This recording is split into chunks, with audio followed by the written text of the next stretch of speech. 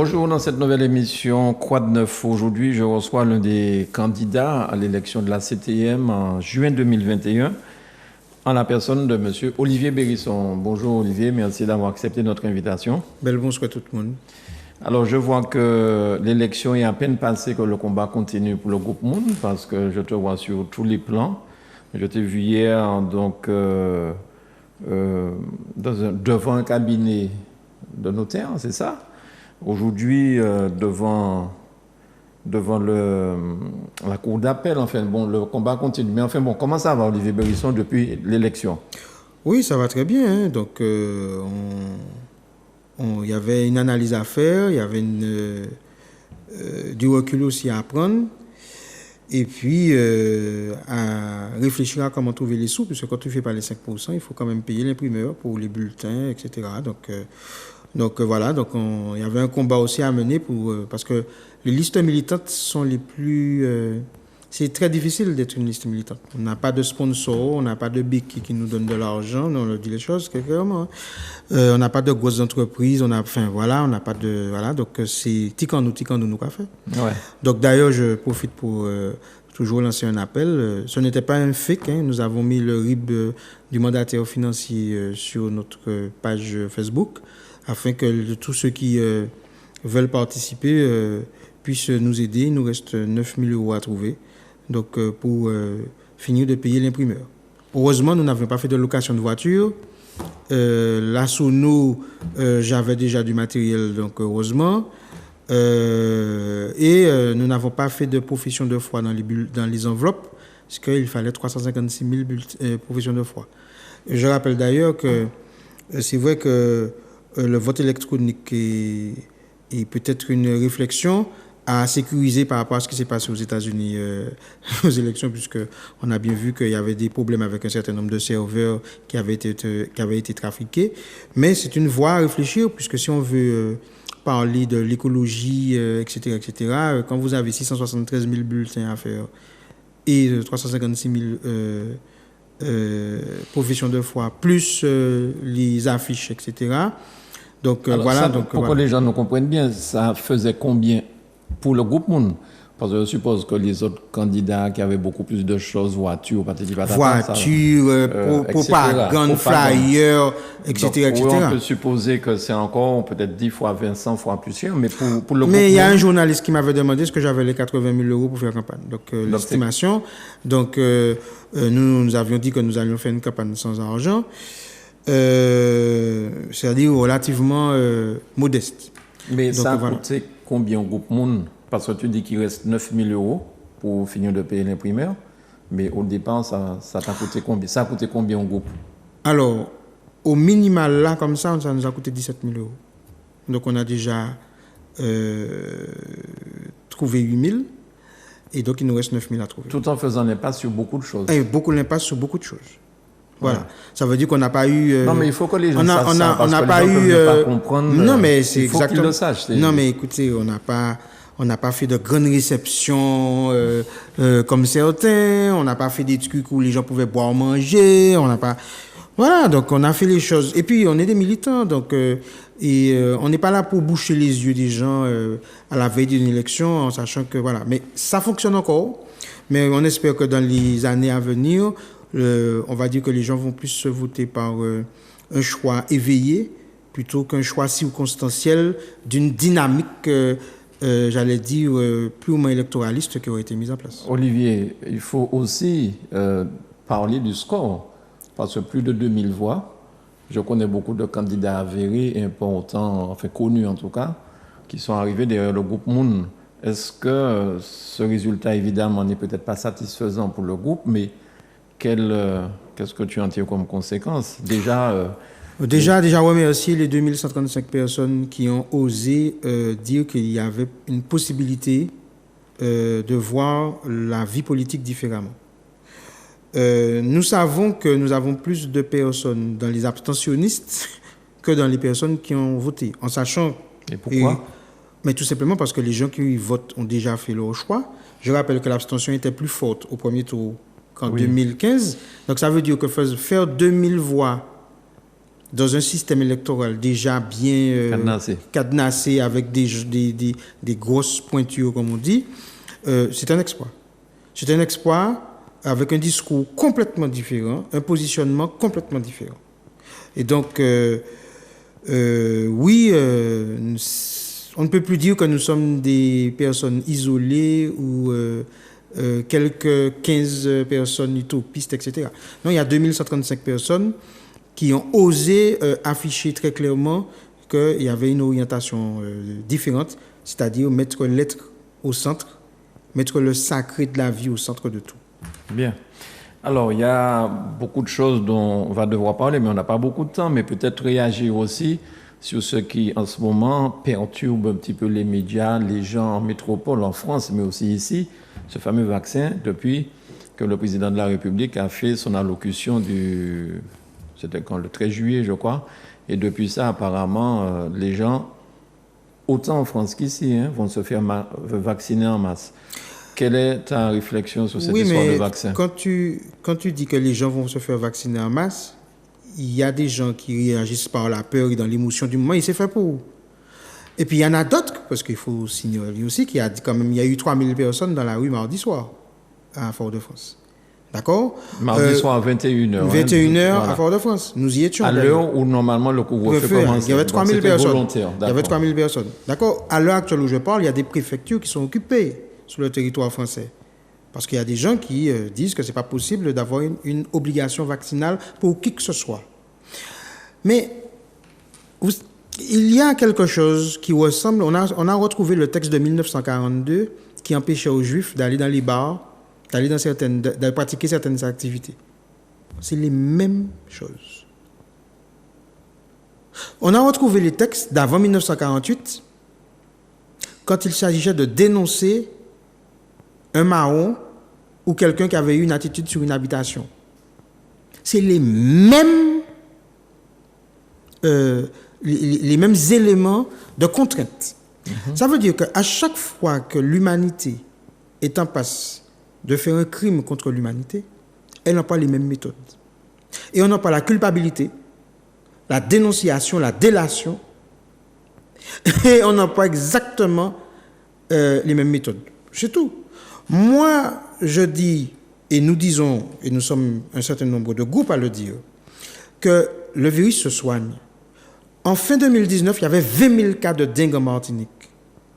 On n'a jamais dit aux gens que vous allez contaminer votre grand-mère, que vous allez mettre en danger votre je ne sais pas qui, que vous ne pouvez pas entrer dans un restaurant parce que vous avez la dengue. Il y a des gens qui mourraient de la dengue.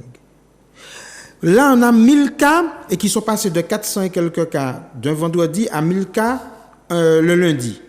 Bon, nous avons, et c'est ça qu'il faut que les gens comprennent, la Martinique est petite. Donc nous avons des amis, des personnes, nos parents qui travaillent aussi des fois en réanimation. Donc nous connaissons le business qui est fait pour gonfler les chiffres. Je prends la responsabilité, c'est pas toi qui dis ça. Je prends la responsabilité pour ne pas que le CSA te pose des problèmes. C'est Olivier Bérisson et tu ne m'as pas demandé de dire ça, c'est moi qui le dis. Mais non, mais il faut pas t'avoir de problème. Je t'ai assez défendu, mais on défend la liberté d'expression. Eh bien, je défends la liberté de soins. Je défends la souveraineté de l'être. Et aujourd'hui, il y a une campagne qui est faite pour justement automatiser, faire peur et culpabiliser les gens qui ne seraient pas vaccinés. Comme culpabiliser les gens qui auraient caché des juifs. Comme culpabiliser nos ancêtres qui n'auraient pas dénoncé tel ou tel qui volait en pièces connes, qui volait, etc., etc. Aujourd'hui, nous avons par exemple une diététicienne qui travaille sous l'ARN depuis des années et qui dit que c'est de la folie d'utiliser ce vaccin. Nous avons aujourd'hui 30 000 médecins sur le territoire français, Martinique, Guadeloupe, Guyane, etc., qui se sont constitués pour demander la liberté de soigner. Nous avons des aides-soignantes et des infirmiers qui aujourd'hui sont prêts à démissionner. Donc aujourd'hui, nous disons simplement qu'il y a 6 ans, ils ont découvert qu'il y avait 15% de l'ADN qu'ils connaissaient et puis il y avait 85% qu'ils ne maîtrisaient pas, qu'ils appelaient l'ADN poubelle. 85%. Donc ils ont compris qu'ils n'étaient pas en maîtrise de ce que j'appellerais l'autorité de la vie, la souveraineté de la vie. D'ailleurs, ils appellent ça l'épigénétique. Ça veut dire que votre environnement influe sur ce que vous êtes. Aujourd'hui, il est prouvé qu'il faut renforcer ces défenses immunitaires et que c'est parce qu'on a des défenses immunitaires faibles qu'on est plus ou moins soumis à attraper ce virus-là. Pourquoi on ne renforce pas? Pourquoi les études faites par le docteur Joseph ne sont pas mises sur la table? D'accord? Donc nous, aujourd'hui, nous disons qu'il faut aujourd'hui faire en sorte que les gens puissent se soigner. Comme Eddy Marajo, avec le Virapic, le Virapic, la Touno, etc. Mais restons dans des médecines, dans des choses allopathiques. Ben, aujourd'hui, on sait qu'il y a l'ivermectine, la chloroquine, l'azithromycine, il y a le zinc, il y a des cures de vitamine C, etc. Moi, j'ai ma mère qui a 77 ans, c'est ce qu'elle fait.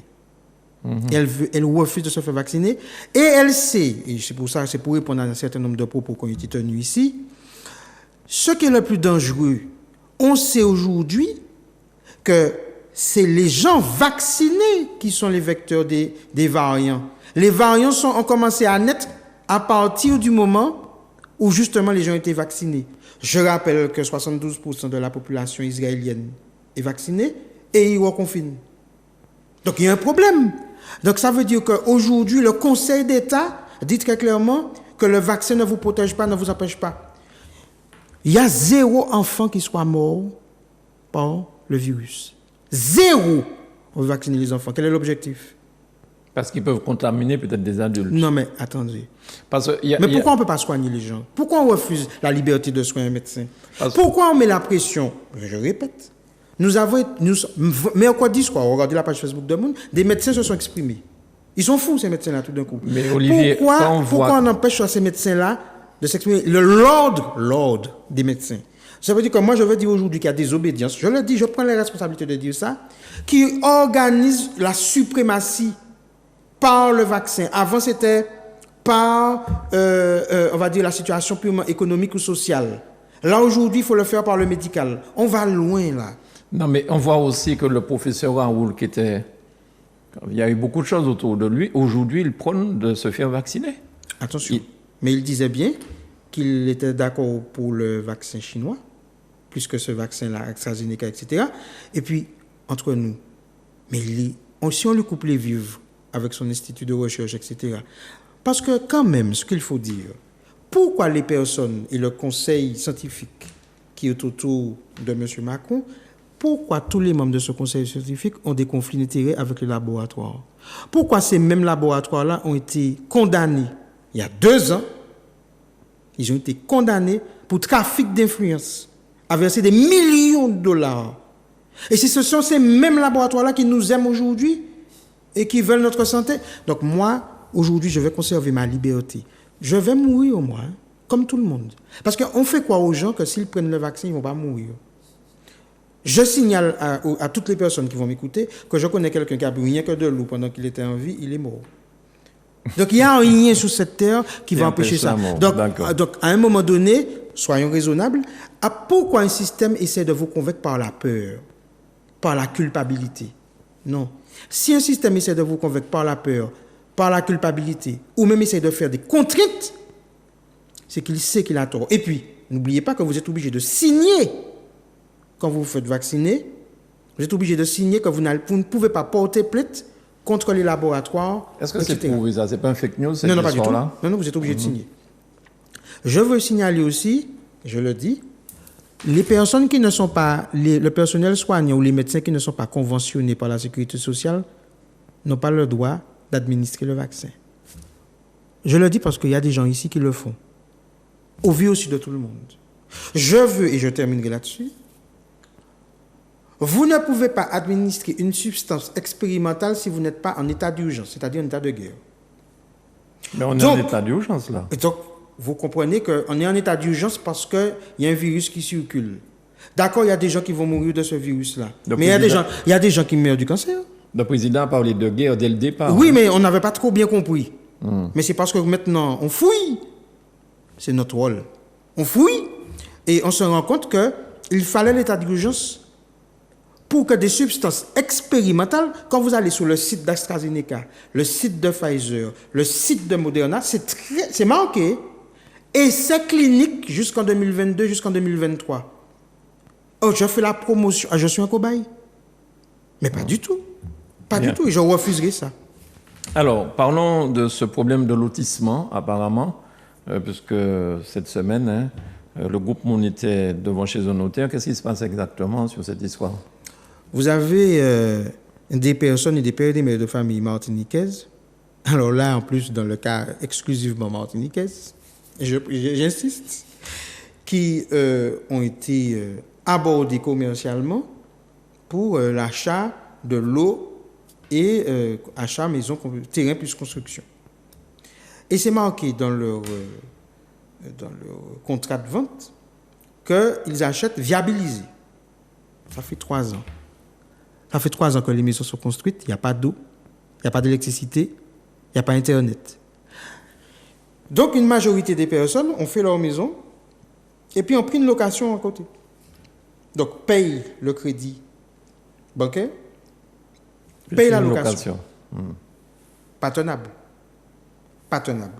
Et qu'est-ce que le notaire dit puisque vous êtes allés? Nous sommes allés. Alors, le problème, c'est que ce sont 2 personnes, 2 femmes, Madame Baudin et Madame Guigan, qui sont professionnellement des clercs de notaire et qui ont décidé de monter une société de promotion immobilière. Jusque-là. Mais on ne sait pas pourquoi, ils arrivent à encaisser l'argent, mais ils ne font pas la viabilisation. Elles ne font pas la viabilisation. Donc nous avons été chez le notaire chez qui elles travaillent. Et le notaire est un agent assermenté. Donc, tout simplement, nous avons été à la rencontre des personnes parce qu'elles ne répondaient pas, plus de contact, etc. Mais ce qu'il y a de plus magnifique dans cette histoire, c'est que nous avons, le Facebook direct de Moun le montre, nous avons une dame qui s'est mise en victime parce que son entreprise de promotion immobilière n'a pas marché, elle appelle ça son bébé, etc., etc. Bon. Et en fait, elle est plus victime. Elle dit même que les habitants sont des victimes collatérales. Nous lui réservons une surprise. C'est parce qu'il y a d'autres lotissements. J'avais été contacté déjà en avril 2021 par une dame. Ce lotissement, c'est à Monde-Pitou, Ducos, versant Ducos, avec la même problématique. Alors, d'après ce que je comprends, les gens n'osaient pas trop se soulever parce que finalement, ils ont de l'eau, parce qu'il y a un branchement illégal. Je dis bien illégal, c'est-à-dire que vous ne pouvez pas payer, mais vous pouvez savoir qu'il y a de l'eau là. Parce qu'en fait, le compteur est un compteur d'eau qui serait toujours au nom de la société des promoteurs immobiliers, mais les gens n'ont pas encore leur compteur. En termes d'électricité, il y a des gens qui ont mis des panneaux solaires parce qu'ils ne pouvaient pas, je parle toujours de Monde-Pitou. J'annonce, et je donne le scoop, que nous irons à nouveau chez le notaire. Je ne donne pas le jour. Avec les personnes du lotissement du Monde-Pitou. Et puis, comme il y a encore d'autres lotissements, j'avertis que nous irons. Parce que cette dame s'est mise à pleurnicher en disant « Je ne veux pas être catégorisé comme les promoteurs véreux qui sont en Martinique. » Je ne vais pas reprendre ce que j'ai écrit, puisque j'ai écrit que c'est une escroquerie en bonne organisée. Aujourd'hui, qui est-ce qui va indemniser les personnes qui ont payé le loyer plus le crédit? Qui est-ce qui va indemniser, puisqu'on parle d'état de santé? Les personnes aujourd'hui qui ont des attestations et tous les documents médicaux qui prouvent que leur situation de santé s'est détériorée par rapport à cela. Donc, aujourd'hui, on ne joue pas avec la vie des gens. Une maison, c'est une vie, c'est un projet de vie. Mais je veux rebondir pour dire que c'est exactement le même état d'esprit prédateur. C'est-à-dire qu'on arrive, parce qu'on est clerc de notaire, parce qu'on travaille chez un notaire, à abuser de la confiance de certaines personnes. Donc, j'ai été relativement sage lors de la discussion qu'il y a eu, parce qu'il s'agissait de faire avancer les choses. Mais je me dis franchement, c'est que ce n'est pas moi qui t'ai fait. Mais il y avait de... Après, on va dire qu'il y a un forceur né qui a pris un fusil, etc., qui a fait un truc. Mais il y a de quoi, vous imaginez? Vous faites un prêt sur 20 ans, vous ne pouvez pas vivre dans la maison. Les élus disent chaque fois, je ne peux rien faire.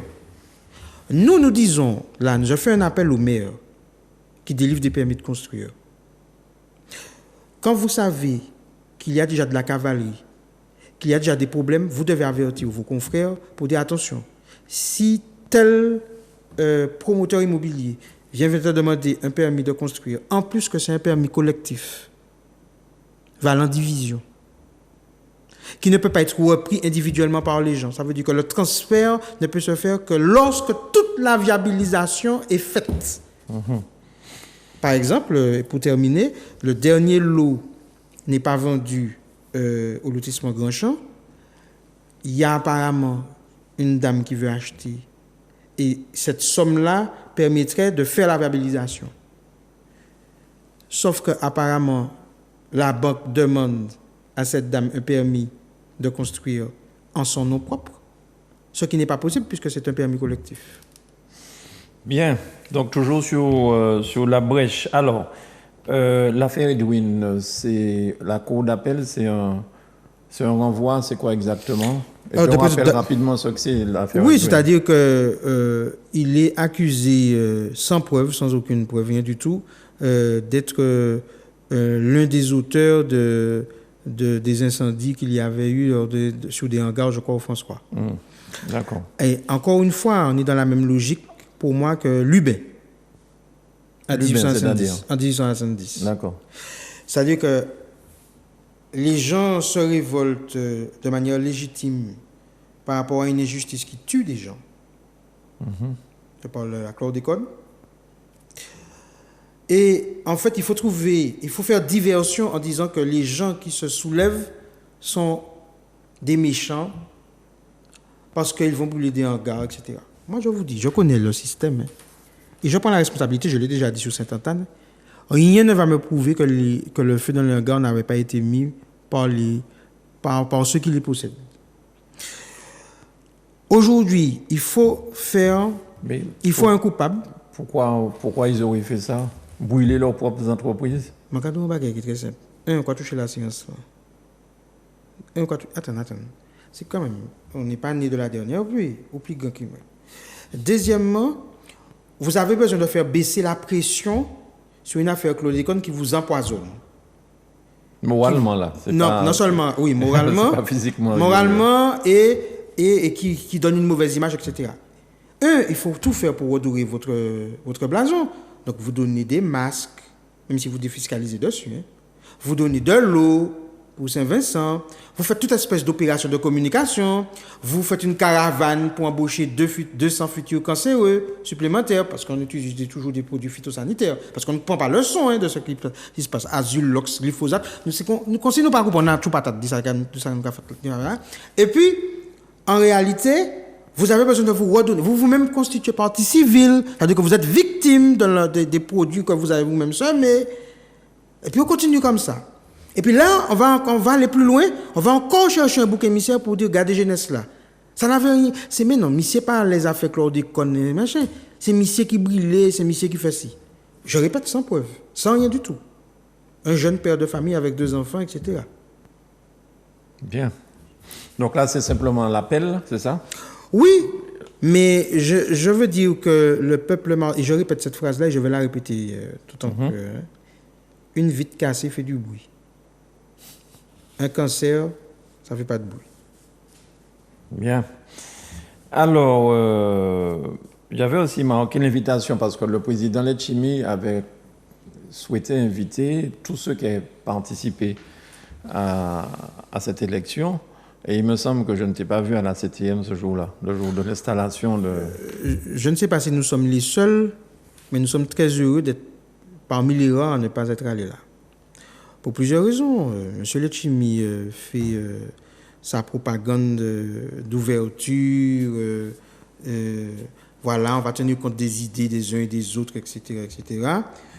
Moi, je crois que personne ne change.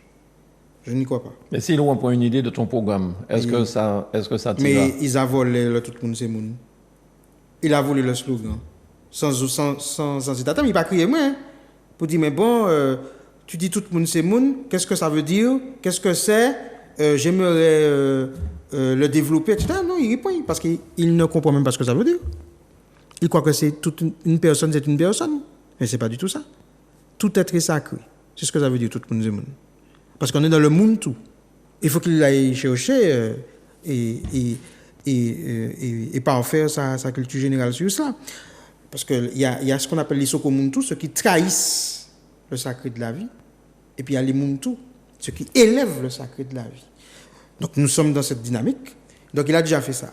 Maintenant, notre programme est basé sur le sacré de la vie. Avec ce qu'il est en train de défendre là, sur la vaccination, on voit bien que nous sommes là diamétralement opposés. Et nous sommes aujourd'hui, non pas pour défendre la Martinique dans la mondialisation, nous sommes là pour nous défendre la souveraineté de l'être et du Martiniquais. Donc nous sommes diamétralement opposés. Maintenant, notre programme il est connu, il peut aller sur notre site, etc., enfin sur nos machins, il va le trouver. S'il a vraiment la sincérité de le mettre en place, il va faire ce qu'il a à faire. Mais nous croyons à la sincérité de ce que nous faisons. Nous sommes échaudés par des personnes qui ont un projet qu'on appelle Martinique-Ville. C'est-à-dire faire en sorte que la Martinique soit le bétonnier le plus que possible, donc le plus dépendant que possible, comme Saint-Martin. Ça ne nous intéresse pas. Bien. Alors, cette expérience pour ces élections électorales, est-ce que ça donne la force, l'envie de continuer? Parce qu'en fait... Il y a beaucoup de personnes qui nous disent que voter, c'est faire une alliance avec le système colonial. Ah bon? Oui. Beaucoup de militants d'ailleurs. Et beaucoup de groupes dans la souveraineté, dans l'autorité martiniquaise. Moi et notre groupe, nous pensons différemment. Nous pensons qu'il faut envahir tous les espaces. Nous pensons que si vous pensez que tête à un zachet ou bien que c'est 11% en lait, eh bien, on y a tiré point et puis planter, si on y a planté, dit bon pour manger. Pas quitter la nature horreur de la chaise vide. Donc nous ne ferons pas la chaise vide. Nous estimons que nos impôts participent, que nous avons un téléphone, que là aujourd'hui j'utilise un média, d'accord? C'est pas nous qui avons inventé le système de médiatisation. Par contre, c'est à nous de l'utiliser pour faire passer nos messages et faire en sorte que le choix du peuple soit un choix qu'il fait d'un choix de société. Non plus un choix parce que tu as un travail, etc. On connaît les diverses motivations. On peut pas culpabiliser ça. Hein. C'est tout à fait normal d'être reconnaissant par rapport à quelqu'un qui a fait quelque chose pour vous. Mais au fur et à mesure, nous espérons que les 2135 voix vont faire 20 000 et pourquoi pas plus, afin justement de comprendre que nous avons la possibilité de peser sur les orientations, puisque nous participons que nous voulions pas. Il y a des gens qui me font des procès là sur Facebook, hein, en me disant que j'ai participé à une élection coloniale, que j'ai fait une alliance avec la matrice, etc., etc. Ils me disent ça sur Facebook. Donc je leur pose la question souvent, mais ton Facebook c'est quoi? Ton permis de construire c'est quoi? Ta voiture c'est quoi? Ton dentifrice c'est quoi? Tes chaussures c'est quoi? Ta montre c'est quoi? On ne peut changer les choses que si on participe à des élections. Mais en réalité, le vote n'est qu'un outil. Le portable n'est qu'un outil. Si je veux changer de matrice, comme il dit, c'est-à-dire de paradigme, de changer de schéma de pensée, mais il faut bien que je prenne les rênes de la responsabilité pour mettre en place. Tout à fait. C'est tout. Donc, ou qu'a décidé que vous voulez faire une école alternative, ou bien monter à l'école, ou bien faire un dossier en check pas.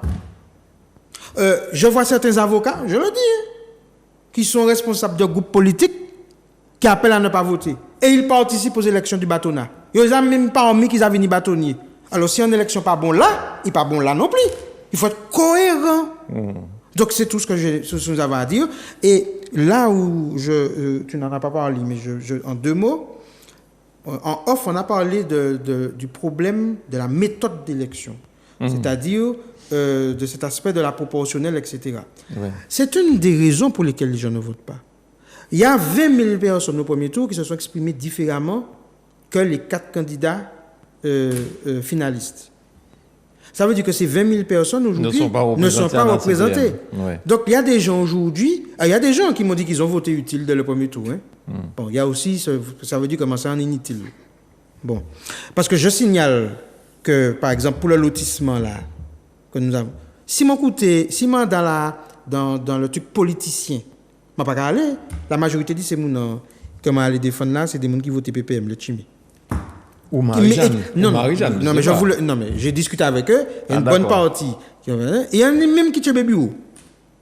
Et c'est où il y aura grillé au secours. Ah bon? D'accord. Eh bien, c'est parce que je suis dans mon humanité que j'ai une vision pédagogique et que j'estime que la situation dans laquelle ils sont, les élus qui étaient sur la liste de l'Etchimi, dont les élus du Lamentin, c'est pas eux qui ont goumé bayou là.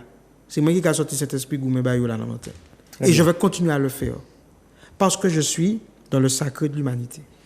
Olivier, merci beaucoup d'être venu à Zouk Télévision, nous faire part de tout ça, hein, de tous ces problèmes-là en ce moment. On continuera à t'inviter régulièrement à Zouk Télévision pour que tu puisses parler et expliquer les choses.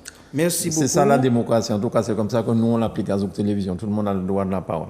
Merci. Et puis, permettez-moi de féliciter et de remercier toutes les personnes qui se battent pour la souveraineté, la liberté. Nous serons présents samedi. Il y a une grande marche prévue à 9h. Nous serons présents et nous allons soutenir toutes les initiatives qui permettent de conserver, voire d'édifier la liberté et la souveraineté. Merci Olivier. Merci beaucoup à Manuela pour la réalisation de cette émission et à très vite sur Zouk TV.